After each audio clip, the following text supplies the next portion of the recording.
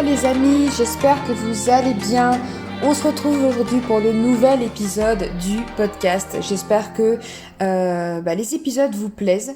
J'ai l'impression quand je vois vos retours par message, etc., que vous aimez ce format-là, et tant mieux parce que je l'adore aussi.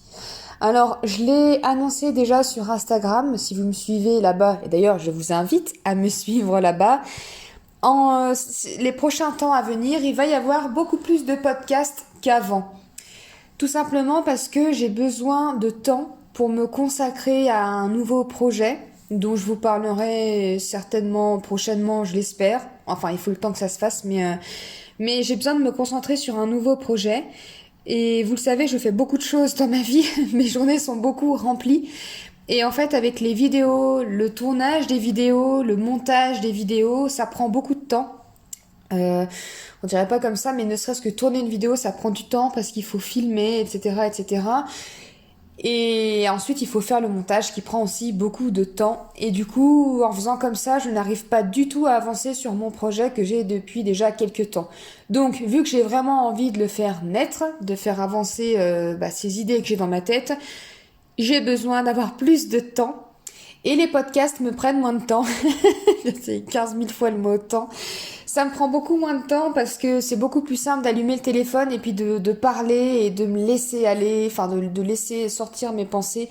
Et j'adore ça, et puis il n'y a pas de montage, donc c'est beaucoup plus simple. Donc vu que vous avez l'air de bien aimer, il y aura principalement que du podcast pour les prochains mois à venir.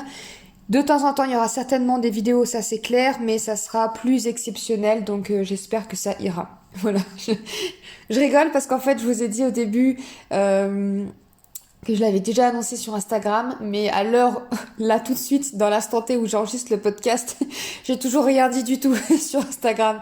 Donc j'espère que je vais pas oublier de le faire pour que ça puisse être cohérent. Mais voilà, je voulais donc vous prévenir que vous allez bouffer du podcast de Florescence pour les prochaines semaines, et moi, je l'ai dit, je pense, à venir.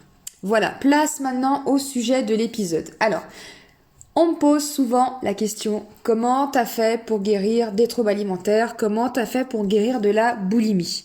Dans un premier temps, je vous donne toujours les tips, les astuces et surtout mon lâcher-prise qui est pour moi the astuce, la clé numéro 1, le truc à mettre en place dans un premier temps pour pouvoir guérir de la boulimie en soi, pour pouvoir stopper les crises de boulimie. Ça, c'est vraiment à la surface. J'en ai déjà parlé dans une vieille vidéo, puis j'en ai sûrement déjà parlé sur Instagram. Guérir d'un trouble alimentaire et donc de la boulimie, c'est pas juste arrêter les crises. D'ailleurs, il me semble que dans une FAQ, justement, c'est ce que j'avais expliqué, que guérir n'est pas... Attendez, je viens de recevoir un appel et ça m'a perturbée, ne quittez pas. Me revoilà les copains. Bon, du coup, finalement, j'ai pris l'appel parce que c'était quand même assez important, donc voilà, j'ai décroché le téléphone, me revoici. Alors du coup, je sais plus ce que je disais. Oui, donc dans une FAQ, on m'avait posé la question, est-ce que pour toi, arrêter les crises de boulimie, ça veut dire être guéri? J'avais répondu non. Donc j'avais répondu non parce que déjà moi-même j'en avais fait l'expérience quand j'ai commencé le sport. J'étais tellement à fond et dans l'idée de prendre du muscle que du coup je faisais plus de crises, mais mon rapport à l'alimentation était totalement pété, quoi. Je veux dire, ça n'allait pas du tout. Donc moi je pensais que j'étais guérie parce que je faisais plus de crises de boulimie et que je me faisais plus vomir, mais en fait j'étais pas du tout guérie. Et puis d'ailleurs, finalement, un an après, ça m'a repété à la tronche, quoi. Donc d'une, ça veut pas dire qu'on est guéri, et de deux, alors à cause de ça, et deuxièmement, tout simplement parce qu'en fait il faut prendre le trouble alimentaire, la boulimie ou même tout trouble alimentaire, comme une mauvaise herbe. Et il faut imaginer que quand on stoppe la boulimie, donc je parle de boulimie voilà parce que c'est ce que j'ai vécu, quand on stoppe la boulimie, c'est un peu, mais juste ça, c'est un peu comme si on venait couper la mauvaise herbe à la racine ou qu'on venait simplement l'arracher en fait, à ras du sol je veux dire. Mais du coup, qu'est-ce qui va se passer? La racine étant toujours présente, la mauvaise herbe va repousser. Soit elle va repousser exactement au même endroit, soit elle va repousser un peu plus loin, mais en tout cas, elle va finir par ressortir de terre. Et c'est un peu ce qui peut se passer si jamais on ne descend pas jusqu'à la racine du trouble alimentaire. La racine du trouble alimentaire, c'est-à-dire le mal-être. Le mal-être, c'est vraiment la racine, c'est vraiment l'origine profonde. Et quand on se sent pas bien, quand on a un profond mal-être, ça va la conséquence, on va dire, c'est justement un trouble alimentaire, mais ça peut être une dépression, une addiction, que ça soit à l'alcool, la drogue, la cigarette, le sexe ou n'importe quoi, une addiction, la mutilation, enfin voilà, ça peut se transformer sous toute forme de maladie ou de troubles psychiques. Donc c'est pour ça qu'il est vraiment important de descendre et finalement d'arracher même la racine et donc de mettre le doigt sur finalement l'origine de notre mal-être, de notre blessure et de pouvoir un petit peu travailler là-dessus pour se comprendre et pour éviter qu'il y ait un nouveau trouble qui puisse ressurgir, que ça soit de nouveau le TCA qui revienne ou un autre. Donc c'est pour ça que le travail ne s'arrête pas là. Donc moi dans un premier temps, voilà, je vous explique comment arrêter les crises de boulimie avec le lâcher-prise, etc., etc. Je vous explique comment refaire la paix avec votre corps, comment apprendre à s'aimer. Mais il y a aussi ce fait qui est important, c'est après ce travail personnel, ce cheminement qui est loin d'être toujours confortable, qui remue beaucoup, on va pas se mentir, mais qui est honnêtement utile. Moi, je me rends compte parce que en faisant ce travail, déjà, j'ai appris à me connaître. Je me suis rendu compte que je me connaissais pas du tout, que j'avais tellement de masques sur la tronche, tellement de costumes, je portais tellement de faux, de couches de superficiel finalement sur moi. Quand je dis superficiel, c'est dans le sens, des choses qui m'appartiennent pas finalement, des costumes, des masques que je portais. Mais finalement, je me connaissais pas, je savais même plus à quoi je ressemblais là-dessous. Et finalement, est-ce que j'avais vraiment su qui j'étais vraiment? Je ne crois pas, puisque mes troubles alimentaires ont commencé quand même assez jeune, à 15-16 ans. Donc je me connaissais pas vraiment. Donc ce travail a été hyper intéressant parce que j'ai appris à me découvrir, à me connaître, à savoir ce que j'aimais, à comprendre qui j'étais vraiment, à être 100% honnête avec moi-même. Parce que c'est quelque chose que je n'arrivais jamais à faire avant. J'étais jamais sincère finalement avec moi-même. Maintenant, j'y arrive totalement. Enfin, totalement.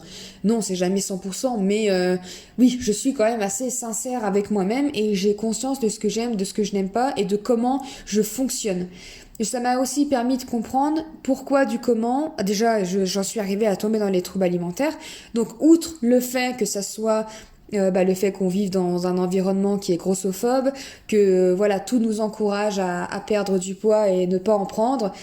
Outre ce fait-là, j'ai compris pourquoi, on va dire, j'avais eu ce mal-être plutôt. Parce que de toute façon, je suis persuadée que si jamais j'étais pas tombée dans la boulimie, j'aurais eu un autre trouble. Voilà, j'aurais eu un autre trouble, que ce soit une addiction ou de la dépression. De toute façon, d'ailleurs, c'est des choses qui m'ont un petit peu frôlé, on va dire. Alors l'addiction, pas forcément, même si j'ai beaucoup fumé à une période. La mutilation, j'ai aussi, bon, je me suis pas fait de grosses mutilations, mais je sais que c'est par un moment, c'est un moyen que j'utilisais un petit peu pour essayer d'évacuer ma souffrance, et au-delà d'évacuer ma souffrance, c'était plutôt aussi pour alerter en fait. Mais j'en avais pas conscience comme ça à l'époque. Je me faisais des marques, même si elles étaient pas profondes du tout, mais je me faisais des petites marques. C'était plus dans le but que finalement qu'on le remarque et qu'on se dise bah mince, c'est qu'elle va pas bien. Mais du coup, voilà, il y avait déjà ça qui voilà, il y avait déjà ça. Et puis, j'ai jamais fait de dépression non plus, mais par contre, des grosses périodes de down où ça va pas du tout, avec beaucoup de larmes tous les jours et tout ça, j'en ai aussi eu. Donc voilà, ça prouve bien que de toute façon, il y avait un mal-être et qu'il y avait quelque chose à gratter. Sauf que j'avais pas du tout conscience de ça à l'époque, donc je pouvais pas travailler sur quelque chose dont je n'avais pas connaissance. Et donc voilà, ça nous permet de comprendre l'origine donc du trouble alimentaire et l'origine de ce mal-être. Donc du coup, comme je l'ai dit, important de travailler de cheminer finalement et surtout d'introspecter pour comprendre pourquoi on ne va pas bien. Moi, je vais vous expliquer un petit peu le chemin que j'ai fait, si ça peut vous aider à vous aiguiller en fait, parce que des personnes à qui j'ai déjà aussi parlé de ça me disent bah ok, mais ça veut dire quoi travailler sur soi pour comprendre le mal-être? Comment je fais? Enfin, j'en sais rien. Donc je vais vous dire un petit peu comment moi j'ai cheminé et comment moi j'en suis arrivée en fait à comprendre pourquoi j'étais si mal et pourquoi du coup aujourd'hui je vais si bien. Même si bien entendu c'est normal, il y a des moments où ça va pas, mais tout être humain a des moments où ça va et des moments où ça va pas. Et d'ailleurs heureusement, si ça allait toujours bien, on savourerait même plus du coup ces moments de bonheur puisqu'on serait habitué. Donc ça fait du bien des fois d'aller mal pour savourer le bon en fait. Et ça c'est comme pour tout. Donc voilà, comme tout le monde, j'ai des moments où ça va pas. En ce moment, en plus, j'en parle assez. Je traverse une période qui est un peu plus compliquée parce que mon corps a rechangé. Donc il faut que je le accepte. Donc je refais ce travail d'acceptation que j'ai fait il y a quelques années quand j'ai lâché prise et que j'ai pris un petit peu de poids. Et voilà, j'ai tout à fait confiance, même si c'est difficile. Je sais, contrairement à avant, que ce n'est pas du tout, c'est pas anormal, que je suis pas bizarre de pas être bien. Et puis je sais que c'est pour ma santé, que c'est pour une bonne cause, donc il y a pas de souci. Et je sais que après la pluie, le beau temps, comme on dit toujours. Donc après ça ira mieux et ça ira même très bien puisque j'aurais vécu une petite période un peu plus compliquée. Je sais même plus où j'en étais avant de commencer cette immense phrase. Donc oui, voilà, tout ça pour dire qu'aujourd'hui ça va beaucoup mieux et que quand je répète tout le temps, je répète tout le temps que je n'ai jamais été aussi heureuse et épanouie que depuis que j'ai guéri de mes troubles alimentaires. Parce que au-delà d'avoir retrouvé une liberté de manger, d'avoir plus confiance en moi et de plus me prendre la tête, etc. Enfin, tous les symptômes, on va dire, de la boulimie, du trouble alimentaire, j'ai vécu une renaissance. C'est vraiment comme ça que je l'appelle. Je sais pas comment le qualifier autrement de ce que j'ai vécu.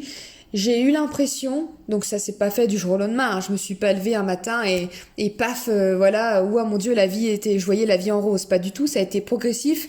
Mais en fait, chaque jour, tout ce que je découvrais, tout ce que je découvrais, ce que j'apprenais, était de plus en plus dingue. Donc du coup, à partir du moment où j'ai commencé à introspecter pour descendre à la racine de mon trouble alimentaire, j'ai commencé à voir la vie différemment et à être déjà un peu plus heureuse que la veille en fait. Et ça a été très progressif et cette progression, je la fais encore aujourd'hui, mais vraiment, j'ai jamais été aussi heureuse et épanouie que je l'étais avant. C'est exactement comme si pendant toutes ces années j'avais été plongée sous l'eau et que je remontais à la surface et que j'arrivais à respirer. C'est exactement comme si j'avais toujours vécu avec des œillères et que je voyais par un tout petit trou la vie et que je la voyais en noir et blanc et que d'un seul coup on avait enlevé ces œillères et que là je voyais la vie à 360 degrés et en couleur. C'est exactement comme si, bah voilà, je pense que j'ai fait assez de métaphores, vous avez compris, mais en fait je me suis dit mais putain mais c'est ça la vie, putain mais la vie c'est tout ça. Alors désolée pour les putains, hein, mais c'est parce que c'est vraiment ce que j'ai ressenti. Je me suis dit mais attends mais c'est possible d'être heureux, c'est possible de respirer parce que vraiment j'étais tellement mal finalement que ma vie elle était finalement fade, elle était terne, elle était noire, elle était lourde en fait. Et là, de la légèreté, et je me suis mise progressivement à éprouver de l'amour et de la gratitude en allant me balader dehors et en regardant la nature, en regardant les animaux, les insectes, les fleurs. Je veux dire, c'est des choses qui m'entouraient depuis 28 ans de ma vie, mais j'avais l'impression de les avoir jamais vues. Ça vous paraît peut-être un peu perché, un peu bisounours, mais clairement, je me suis dit, mais putain, mais la vie est belle. La vie est, putain, le monde des poneys et des bisounours et tout ça, ça existe vraiment, en fait. Enfin, c'est possible. Donc, et puis, bah, forcément, vu qu'on goûte à quelque chose, on a envie d'en avoir plus. Et donc, du coup, bah, tout ça m'a guidée sur mon chemin. Mais tout ça, c'est venu parce que je me reconnectais à moi-même et je comprenais des choses. Et c'est comme si j'avais des tonnes de poids qui étaient accrochés, qui étaient même pas accrochés à mes chevilles, qui étaient même sur mes épaules, et que au fur et à mesure que j'avançais sur mon chemin, je m'en libérais, je m'en délestais, je les balançais. Et du coup, je me sentais plus légère à chaque fois. Et du coup, bah, et c'est encore un chemin que je fais aujourd'hui, hein. Mais il était encore plus lourd au début parce que, bah, voilà, j'étais chargée de tous ces poids et je savais pas que je pouvais m'en libérer, quoi. Donc voilà, je pense que je vous ai assez bien expliqué, mais c'est vraiment, c'est pas du langage de bisounours ou enfin, je sais pas comment, comment dire, mais c'est vraiment ce que j'ai ressenti. Et d'ailleurs, je sais que j'ai beaucoup changé à ce moment-là, j'ai l'impression de m'être illuminée. D'ailleurs, je me rends même compte quand je regarde des photos de moi avant, où j'étais là, où je me faisais même des fois mes teintures de cheveux noirs et je me maquillais en noir les yeux, et puis je portais de l'argent, et puis je sais pas, je le sens quand je me revois parce que je sais dans quel état d'esprit j'étais. Je me sens dure, je revois le caractère que j'avais, les excès de colère ou même dans l'autre sens de super excitation. Enfin voilà, tout dans les tout, une boule de nerfs en fait, tout ça, et puis toute la colère que j'avais en moi, et puis de ce nuage noir que j'avais au-dessus parce que j'étais jamais heureuse, parce qu'il y avait toujours quelque chose qui allait pas, je reprochais toujours quelque chose à tout le monde, j'étais drama queen, c'est-à-dire que j'étais la victime, enfin voilà, je revois tout ça en fait, la personne que j'étais. Et quand je me vois aujourd'hui, j'ai l'impression d'être légère, de respirer, de sourire. J'ai l'impression que mon visage est léger. J'ai plus envie de noir. Je me maquille plus. Je mets plus de l'argent. Je mets de l'or. Je m'habille plus en noir. Je m'habille quand même avec beaucoup plus de couleurs, de lumière, de lumière. Et d'ailleurs, j'ai de lumière et j'ai envie de lumière et c'est ce que je veux dégager et c'est ce que j'aime dégager parce que ça va vraiment avec mon changement qui s'est fait à l'intérieur. Ensuite, tout mon mode de vie a totalement changé. Les activités que je faisais à l'époque, ce que je faisais avant, ma façon de voir les choses avant, aujourd'hui, c'est à des années-lumière. Hein. Je vais pas dire que je ne suis plus la Florine d'avant, parce que je suis toujours Florine, ça fait 30 ans que je suis Florine, mais par contre, j'ai évolué d'un extrême à l'autre, entre guillemets, quoi. Mes centres d'intérêt, je veux dire, aujourd'hui, je médite, je fais du yoga, j'aime la douceur, j'aime la nature, j'adore entendre les oiseaux, enfin... Je suis beaucoup plus légère dans ma façon d'être, je rigole beaucoup plus. Quand je suis triste, je l'accueille avec amour, du moins j'essaye d'accueillir de plus en plus avec amour. Et j'ai de la gratitude, j'ai de la compassion pour les gens que j'ai autour de moi. C'est toujours un travail qui est actuel parce que c'est pas toujours facile, mais je veux dire, j'éprouve de l'amour aussi et je suis plus centrée sur ma personne. Je suis plus centrée sur de toute façon, moi, j'ai pas le choix, il faut que je maigrisse parce que je suis moche. Et puis moi, j'ai pas de bol. Je me disais, pour vous dire, comme j'allais pas bien, je me disais, c'est tout en fait, c'est comme ça. Il y a des gens qui sont faits pour être heureux, à qui la vie sourit, et t'as des gens qui sont faits pour être malheureux et avoir une vie de merde. Et ben c'est tout. Moi, je suis née dans cette vie de merde, et puis c'est comme ça. Il faut que je m'y fasse. Je suis ce genre de personne qui ne va jamais bien, et je m'étais résignée à ça. Et aujourd'hui, je suis plus du tout cette personne en fait. Je suis plus du tout cette personne. Donc tout ce bonheur, parce que généralement, quand on souffre d'un trouble alimentaire, on souffre pas juste d'un trouble alimentaire, on souffre tout court. Il y a quelque chose qui va pas en nous, ça vient pas de rien, ça vient pas juste parce que on a vu des pubs à la télé qui comme quoi il fallait maigrir, ça vient pas juste parce que un jour on nous a dit fais gaffe, t'as pris un peu de poids, c'est plus profond que ça, c'est beaucoup plus profond que ça. C'est pour ça qu'il y a des personnes, on vit tous, notre entourage, on vit tous dans la même société, même si énormément de personnes et surtout, non parce que les hommes sont de plus en plus touchés aussi, mais que bref, on vit tous dans cette société grossophobe, on y est tous sujets, mais il y a des personnes, ça les atteint pas du tout. Et on se demande pourquoi. Et peut-être parce que ces personnes ne portent peut-être pas des poids aussi lourds que les nôtres, ou du moins elles n'ont pas un mal-être n'ont pas un mal-être qui les aurait amenés vers ce genre de troubles psychiques. Voilà, j'espère que vous me suivez. Je pense que vous avez bien compris du coup où je voulais en venir. Et quelle grande inspiration. Et l'importance en fait de trouver et de guérir du coup l'origine de votre mal-être. Moi, voilà, comme je le disais il y a quelques années. Oui, il y a encore quelques années, je ne m'aimais pas et je ne me suis jamais aimée. Depuis que je suis jeune, depuis que je me souviens, je ne me suis jamais aimée. Je ne m'aimais déjà pas à l'école, je me trouvais trop grande, je me trouvais trop moche, je me trouvais trop bête, je m'aimais pas. J'avais un immense complexe d'infériorité dont j'ai bataillé et ça y est, enfin, maintenant, je m'en libère enfin, mais j'ai bataillé jusqu'à, on va dire, il y a peut-être pas si longtemps, mais par rapport à ma sœur, j'avais l'impression justement que tout lui réussissait et que elle était mignonne et que si, que ça. Donc, bon, ça, c'était comment je pensais quand j'étais petite, mais je me disais, voilà, moi, je suis moche, je suis grande, je suis bête, alors que Camille, elle est toute mignonne, on a envie de rire avec elle, de la prendre dans ses bras, de lui faire des bisous. Moi, j'ai juste une tête à claque, en fait. Et ça, c'est des pensées que j'avais déjà depuis que j'étais gamine. Mon discours avec moi-même, il a, aussi loin que je me rappelle, toujours été méchant, finalement. Je me suis toujours insulté, jugé, blâmé, critiqué, détesté, enfin bref, tout un tas de preuves de non-amour de soi, de choses que je me faisais subir alors que j'aurais pas fait subir à quelqu'un d'autre. Donc vraiment, depuis très longtemps, je me détestais. D'ailleurs, je me rappelle même que quand j'étais gamine, je jouais tout le temps les rôles d'une autre personne et je me disais déjà, eh ben tiens, à partir de lundi, mais déjà toute petite en primaire, hein, à partir de lundi ou à partir du premier de l'an, à partir de mon anniversaire, je deviens, ça y est, une autre personne et j'essayais de jouer le rôle de quelqu'un d'autre en fait. Et puis bon, bah forcément, le naturel revenait au galop et du coup ça marchait jamais. Mais parce que je m'aimais déjà tellement pas depuis gamine que je voulais déjà être quelqu'un d'autre. Donc venons-en aux faits, parce que depuis 15 minutes que je parle, vous allez vous dire, bon bah allez Flo, balance-nous comment t'as fait. Eh ben, tout simplement, j'ai commencé à réfléchir un petit peu, j'ai accepté d'aller voir un petit peu dans mon enfance. J'avais déjà vu des psychologues et j'avais vu une psychologue quelques mois avant de commencer ce travail. Et elle me parlait un peu de l'enfance et je sais qu'à chaque fois qu'on m'a parlé de mon enfance et votre enfance, comment c'était, je me bloquais tout de suite. Je me bloquais tout de suite parce que je me disais, c'est pas... Bah en fait t'as pas à te plaindre, ton enfance elle était bien. En plus j'ai l'exemple d'une maman qui a pas eu une enfance heureuse, donc je me disais il y a des enfants et il y a notamment ta maman qui ont eu vraiment des enfances de merde. Il y a des enfants qui sont maltraités, il y a des enfants qui leur arrivent des choses abominables. Donc toi tu peux pas dire que t'as eu une enfance qui a été plus difficile.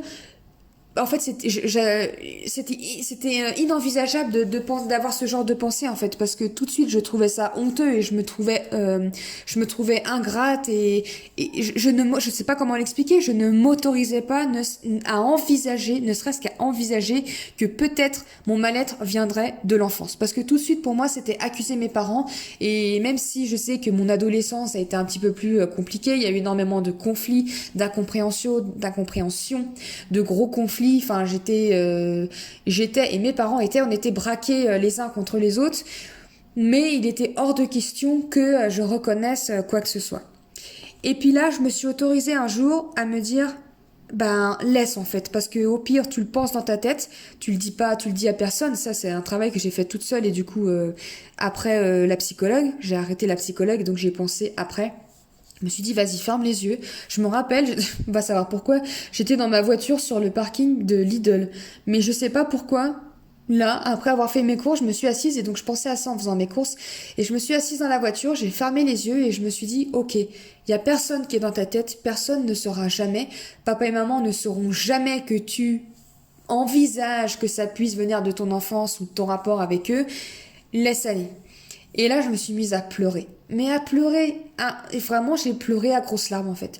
J'ai pleuré et j'ai réalisé que, eh ben si en fait, qu'il fallait peut-être que je creuse et que ça veut pas dire que papa et maman, enfin que mes parents, parce que c'est mon papa et ma maman, pas les vôtres, que mes parents étaient responsables, que c'était de leur faute que j'aille mal. C'était moi, mon interprétation et de ma tête d'enfant en fait, l'interprétation que j'avais eue de certaines choses.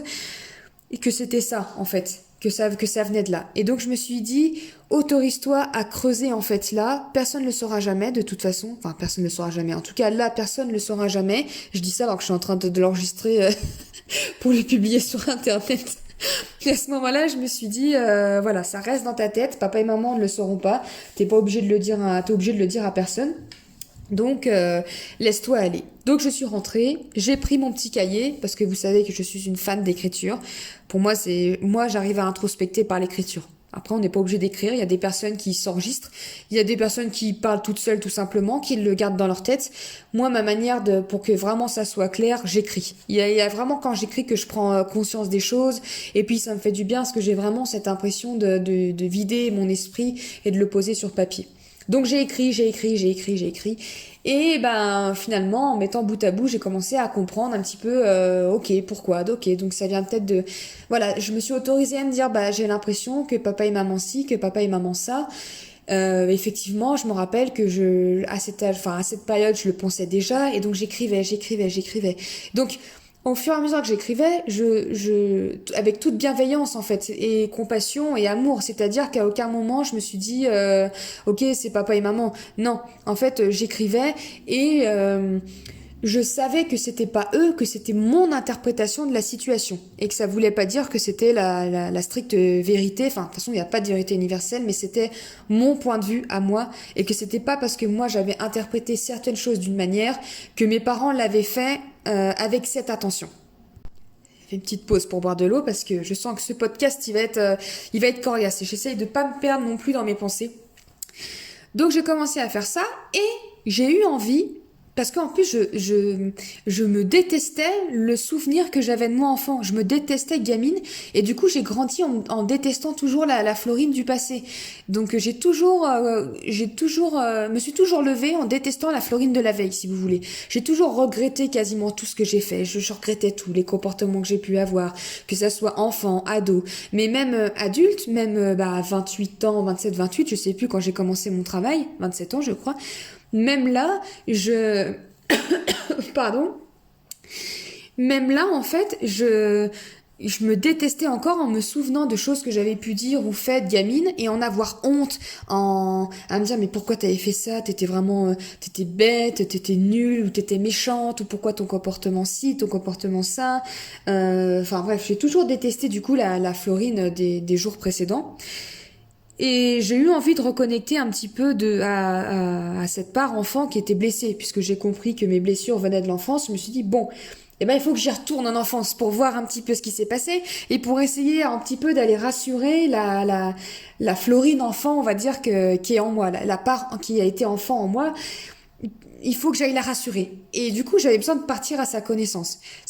J'espère que vous êtes encore là, parce que je me dis, vu de l'extérieur, ça peut peut-être paraître un peu chelou ce que je vous raconte, mais c'est vraiment comme ça que je l'ai vécu. Et je sais que je suis pas cinglée parce que je sais que d'autres personnes font ce travail et le vivent un peu de la même manière. Donc voilà, je ne suis pas schizophrène, hein, ne vous inquiétez pas pour moi. Mais bon. Donc du coup, j'ai demandé à mes parents tous les films de moi gamine. Enfin, de ma vie gamine, de ce qu'ils avaient filmé au caméscope. Et oui, au caméscope, parce que je suis de 92, hein. Donc on filmait au caméscope. Alors là, je crois que ça a été la meilleure thérapie, enfin une des meilleures thérapies pour apprendre à me comprendre et à faire la paix avec moi-même et à faire la paix avec cette part enfant. Alors cette part enfant, elle est toujours là, les blessures sont toujours là et je sais pas si on peut les guérir, mais en tout cas, on apprend à vivre avec, ça c'est sûr, et surtout on apprend à éprouver de l'amour et de la compassion pour soi et du coup, dans les situations de ma vie aujourd'hui où ces blessures d'enfance sont ravivées, sont bousculées, sont titillées, je sais maintenant comment prendre soin de moi et comment rassurer la part enfant de moi qui réagit encore à ces choses qui lui rappellent finalement les blessures qu'elle a eues plus jeune. Voilà. Je pense que vous arrivez quand même à me suivre. J'ai peur de pas être trop claire, mais j'allais dire dites-moi, mais vous pouvez pas me dire. Vous me direz, mais trop tard.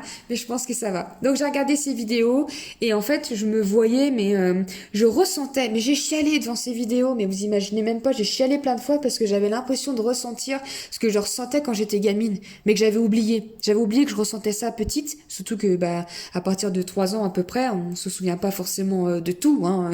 Mais là ça revenait et en fait du coup j'ai complètement compris, mais pourquoi en fait, pourquoi j'en étais venue à pas du tout m'aimer. Je l'ai parfaitement compris. Et du coup, je vais être, puisqu'on est entre nous, hein, on est entre copains, entre copines.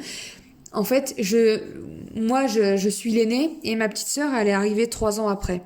Et en regardant ces vidéos, en regardant sa naissance, en regardant ma sœur quand elle est arrivée, j'ai en fait totalement compris que la Florine gamine en fait n'avait pas compris l'arrivée de ma sœur et elle a pas compris, enfin j'ai pas compris, sinon ça fait vraiment bizarre si je parle en plus de moi à la troisième personne, et j'avais pas compris en fait que l'amour que j'avais de mes parents il allait pas être soit divisé, soit j'allais pas perdre en amour parce que j'allais pas devoir donner une part d'amour de mes parents à ma sœur, la partager avec elle, j'allais pas, ou alors j'allais pas tout perdre et que tout allait arriver à ma sœur, que c'est juste que mes parents avaient l'amour s'est multiplié par 2 et du coup moi j'allais garder la même dose d'amour et ma sœur allait avoir la même, mais moi avec ma tête d'enfant j'ai pas compris ça. Et là j'en parle là mais vraiment parce que à force d'introspecter, de cheminer et de laisser parler et puis de voir ces vidéos etc, voilà c'est vraiment, j'ai vraiment ressenti, je vous dis ce que je ressentais à ce moment-là quand j'étais gamine et j'ai pas compris. Et en plus quand un bébé arrive et forcément Il demande beaucoup plus d'attention.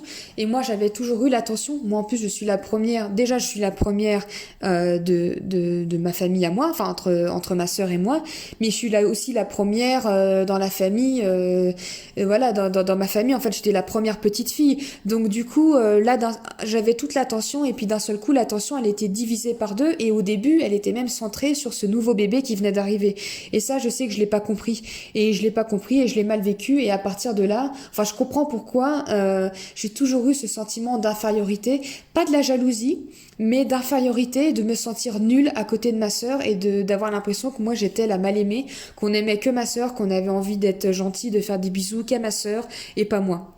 Et puis après il y a toutes ces choses de voilà, on est la grande sœur, il faut montrer l'exemple, il faut faire attention à sa petite sœur qui est plus fragile quand elle est bébé, enfin bref tout ça, quand je le voyais dans les vidéos, je pleurais parce que je ressentais la peine que je sentais à ce moment-là. Mais tout ça, j'ai bien pris conscience que c'était pas de la faute de mes parents, parce que mes parents, ils m'ont jamais moins aimé quand ma sœur est arrivée. Pas du tout. Au contraire, en parlant avec eux après, ils étaient heureux de me voir dans mon rôle de grande sœur. Enfin, mais ça, c'est l'interprétation que moi, je me suis faite avec mon cerveau de gamine. Et à partir de là est née ce mal-être. Donc après, voilà, je veux pas rentrer dans les détails, sinon on va faire un épisode qui va durer 3 heures, voire plus. Mais en tout cas, je sais que c'est parti de là. Et à partir du moment où j'ai compris tout ça, je me suis déjà sentie beaucoup mieux. Et j'ai commencé à faire la paix avec moi-même et à arrêter petit à petit, progressivement, de m'en vouloir surtout, de me détester, d'avoir honte de ce que j'avais pu être. Et puis, pareil en grandissant, parce que j'ai compris que des choses que j'avais faites dont j'étais pas fière, adolescente ou, enfin voilà, au cours de ma vie, je les avais faites parce que ça n'allait pas et que j'avais ce manque d'amour et j'avais envie d'attirer l'attention parce que je me sentais pas aimée, j'avais l'impression d'avoir aucune valeur, d'être nulle, voilà, comment dire, de plaire à personne. Je me disais que personne ne pouvait m'aimer, donc je faisais des choses pour essayer d'attirer l'attention, dont j'étais pas fière après. Enfin bref, ça m'a permis de faire vraiment la paix avec moi-même et donc de progressivement guérir mon mal-être. Donc à l'heure d'aujourd'hui, j'ai plus de mal-être. Des fois, j'ai ces blessures qui refont surface, et puis après d'autres choses du passé qui peuvent refaire surface, entre guillemets. Mais maintenant, je sais comment m'occuper de ça, je sais comment me rassurer, comment prendre soin de moi. Du coup, je n'ai plus ce mal-être et j'ai plus besoin de me faire du mal ou j'ai plus besoin d'être dans l'extrême ou j'ai plus besoin. Et du coup, ça m'a aidé dans ma guérison des troubles alimentaires puisque les troubles alimentaires, c'était une conséquence, c'était pas la fleur, mais du coup la partie à l'air de cette mauvaise herbe. Ouais, je sais pas si vous avez compris là. Mais tout ce mal-être, c'était la racine, comme je le disais, et le TCA, c'est la partie qui sort de terre. Voilà. C'est comme ça que je le visualise, et moi, ça me parle bien de le dire comme ça, donc peut-être que ça vous parlera aussi. Mais donc voilà pourquoi remonter, ou plutôt descendre finalement, à l'origine, à la racine, m'a énormément aidé dans ma guérison parce que ça m'a permis de faire la paix avec moi-même et avec le moi du passé et du coup également à me détacher de ce besoin, ou plutôt de cette peur d'être rejetée si je correspondais pas aux standards de beauté, de ne pas être aimée parce qu'on en revient toujours à cette même peur. Donc aujourd'hui, j'y fais encore face. Enfin plutôt j'y refais face puisque j'avais totalement, ouais on peut dire que j'avais franchement bien fait la paix avec mon corps après ma guérison des troubles alimentaires, ma phase de lâcher prise. Là mon corps a rebougé, j'ai repris du poids parce que bon c'est bon, je vais pas l'expliquer 20 000 fois mais pour mes règles, la méthode All-in, j'ai repris du poids. Je suis de nouveau confrontée à cette peur de me dire on ne va pas m'aimer, on va me rejeter parce que je suis moche, qu'est-ce que vont penser les gens, je vais les décevoir, je vais descendre dans leur estime. Ce manque de confiance en moi revient de plein fouet, sauf que contrairement à avant, je me dis plus bah c'est normal que t'aies pas confiance en toi puisque t'es qu'une merde, ma pauvre fille. Je me dis et y a rien à faire, voilà, faut que tu vives comme ça. Non, je sais que c'est provisoire, je sais que c'est faux, je sais que les gens qui m'aiment ne m'aiment pas pour mon physique. Je l'espère, je l'espère fortement, mais bon, je pense pas. Ne m'aime pas pour mon physique, qui m'aime pour plus, et et puis contrairement à avant, je me dis plus que mon intérieur est pourri. Avant, je me disais ton extérieur est pourri et l'intérieur il est pourri aussi. Donc comme ça, t'as tout gagné. Maintenant, je sais que l'intérieur il est très beau et l'extérieur aussi, voilà, parce que je suis pas, comment dire. je suis pas un monstre qui sort de je ne sais quel film d'horreur qui pourrait effrayer tout le monde et que là, oui, non, je suis un être humain et donc du coup, ma beauté ne vient pas de mon enveloppe physique, elle vient de l'intérieur. Et je sais que j'ai toutes les qualités pour être belle de l'intérieur. Je sais que je suis belle de l'intérieur en fait, tout simplement, n'ayons pas peur d'être honnête avec soi et de reconnaître aussi que nous sommes de belles personnes en fait. Donc voilà, je sais plus où j'en suis, je me jette des fleurs, mais je vais m'arrêter parce que mes chevilles vont grossir vont enfler à n'en plus finir. Mais voilà pourquoi ça m'a aidé et voilà pourquoi je vous conseille fortement de faire également ce travail. Parce que si je l'avais pas fait, peut-être que j'aurais réussi à sortir des troubles alimentaires, mais si ça se trouve aujourd'hui, je serais en dépression. Si ça se trouve aujourd'hui, je serais complètement addict à la drogue ou alcoolique. Enfin, parce que bah, le mal-être finalement, il serait toujours là. Il serait toujours là et je me sentirais toujours comme une merde. Je me sentirais toujours nulle. Je me sentirais toujours 6 pieds sous terre à côté de ma sœur. J'aurais toujours l'impression que mes parents m'aiment pas, ils peuvent pas me saquer parce que c'est ce que j'ai pensé pendant tellement longtemps. Donc j'aurais toujours ces impressions-là et donc du coup ça n'irait pas et donc du coup bah voilà mon mal-être aurait essayé de ressortir par une autre branche. Donc voilà. Les amis, j'ai l'impression pendant 3 heures, j'ai la gorge qui est séchée. J'espère que vous m'avez suivi, que ça aura pu vous aider, vous aiguiller un petit peu plus et comprendre plus ce que je voulais dire par travailler sur l'origine. Peut-être vous mettre sur la voie aussi. Alors je dis pas que ça vient toujours de l'enfance, mais quand on est enfant, quand on est dans nos premières années de vie, entre guillemets, enfin voilà, c'est là qu'on se construit. Et il y a plein de choses qui peuvent nous construire, il y a plein de croyances, de fausses croyances, de choses qui peuvent se créer. Et généralement, les blessures viennent de l'enfance. Et c'est normal. Et c'est pas parce que les blessures viennent de l'enfance qu'automatiquement, ça veut dire que vous avez eu une enfance pourrie. Ça veut pas dire que vos parents ont été méchants ou quoi que ce soit.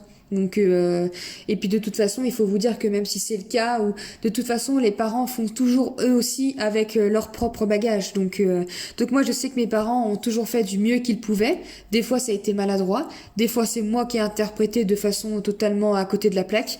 Et c'est comme ça. Par contre, aujourd'hui, je reconnais que oui, mon mal-être vient de mon enfance, mais ça veut pas dire que mes parents sont coupables. Voilà, parce qu'on est responsable de soi, on est responsable de tout, et on est responsable aussi de faire ce travail d'introspection, de faire ce travail de ce cheminement en fait pour pouvoir aller mieux. Ça, il y a personne qui peut le faire à notre place. Ça doit venir de nous, et on doit faire ce travail qui n'est pas facile. Ça vient pas en claquant des doigts. Il faut introspecter. Donc, comme je le disais, peu importe la manière avec laquelle vous êtes le plus à l'aise ou celle qui vous parle le plus, peu importe.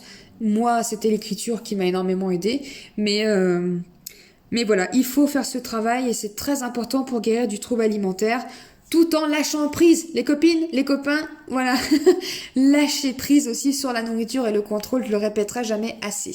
Mais si vous mettez tout ça, tous ces outils, si vous appliquez tous ces conseils, honnêtement, ça a marché pour moi. Je dis pas que ça va marcher pour 100% des personnes, mais je sais que d'autres personnes qui ont guéri ont aussi, il y en a qui sont aussi passées par des étapes et qui ont aussi fait ont appliqué tous ces tips et ça a fonctionné. Donc il n'y a pas de raison que ça marche pas sur vous. En tout cas, si vous l'avez jamais essayé, il faut essayer parce que, bah voilà, il faut essayer tout simplement.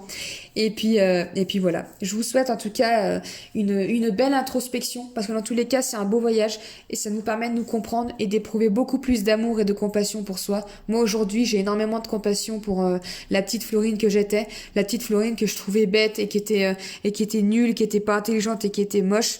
Aujourd'hui, quand je regarde les vieilles vidéos, moi je vois une petite fille qui est lumineuse, qui rigole tout le temps, qui sourit, qui est très gentille et très bienveillante. C'est des choses que je me rappelais plus du tout. Je sais même, enfin, j'en avais absolument pas confiance. Toujours, je me trouve très bienveillante, très attachante. Quand je me vois, je suis pas narcissique, hein. Quand je me vois, j'ai envie de me prendre dans les bras, de me faire des papouilles, des bisous. Et j'éprouve beaucoup d'amour pour la petite fille que j'étais. Donc rien que pour ça, je trouve que c'est un merveilleux voyage intérieur. Donc voilà, bon voyage intérieur à vous. Donc j'espère en tout cas que ce podcast vous a plu. Comme d'habitude, si vous l'appréciez, n'hésitez pas à mettre un petit like, à le partager, à le noter, à le commenter, tout ce que vous voulez, à le réécouter si besoin. Je vous fais de très gros bisous. Je vous dis à bientôt. Je vous dis à... Alors là, je sais plus du tout, vu que maintenant il y a des podcasts qui sortent le mercredi et le dimanche. Je sais pas, mais je vous dis à bientôt, soit à mercredi, soit à dimanche. Je vous fais de gros bisous. Ciao.